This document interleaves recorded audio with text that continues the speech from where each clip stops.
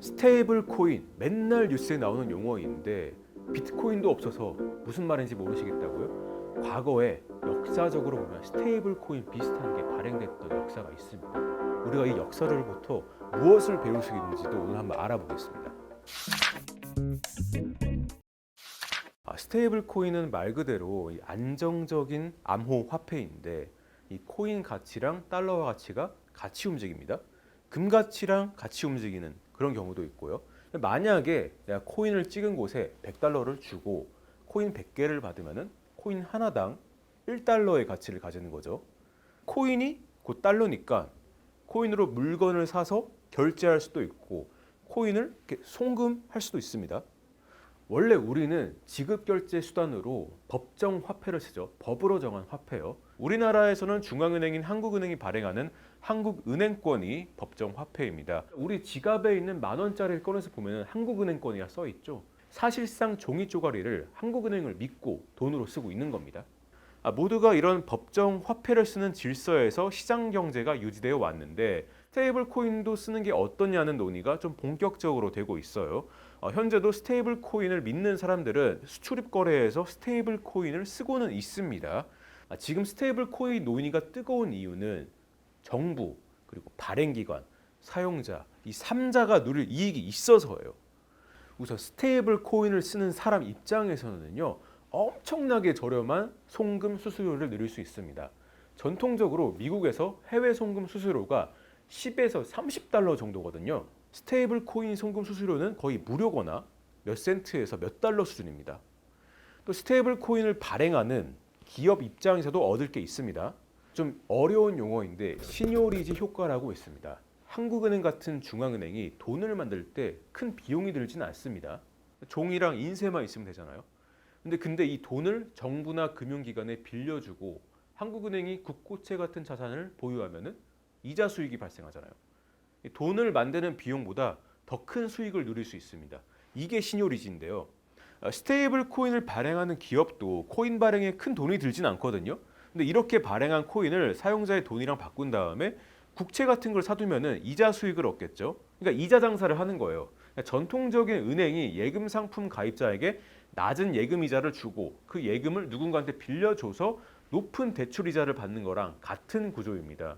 원래는 은행과 증권사만 이런 이자 장사가 가능했는데 스테이블 코인을 본격적으로 활성화시키면은 일반 기업도 이런 방식의 이자 장사가 가능하단 말이죠. 스테이블 코인을 발행하면서요. 실제로 미국의 유통 공룡인 아마존, 월마트는 자체적으로 스테이블 코인을 발행하려고 검토를 하고 있습니다. 스테이블 코인 사용자나 발행 기업이 얻을 이익이 있더라도 정부가 허용하지 않을 것이라는 시각이 있었거든요. 왜냐하면 정부는 법화를 통해서 화폐 권력을 꽉 쥐고 있는데 이거를 왜 민간에 내주겠습니까?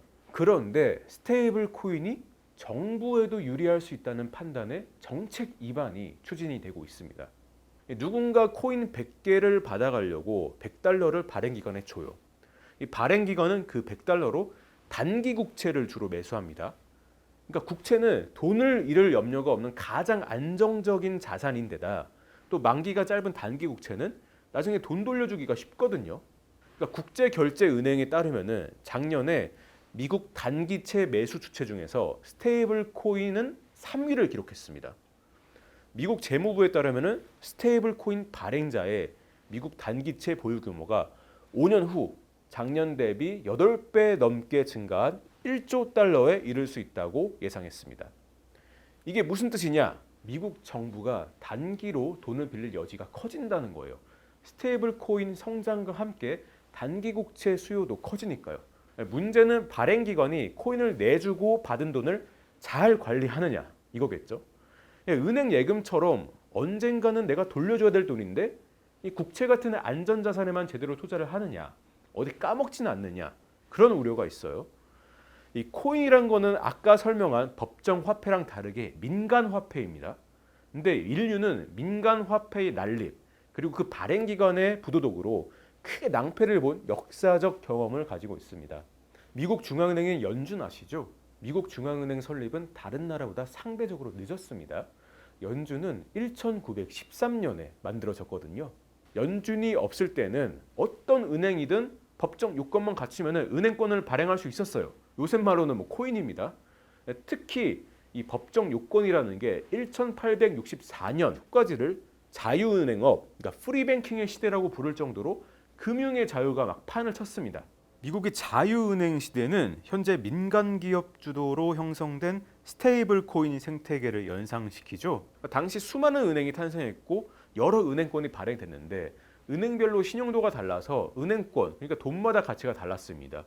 이처럼 은행권이 난립하는 상황, 요새 코인 많이 찍는 거랑 비슷하죠. 또 은행권에 대한 신뢰도가 높지 못했기 때문에 당시에 통화 공급에 문제가 생겨서 공황이 주기적으로 발생했습니다.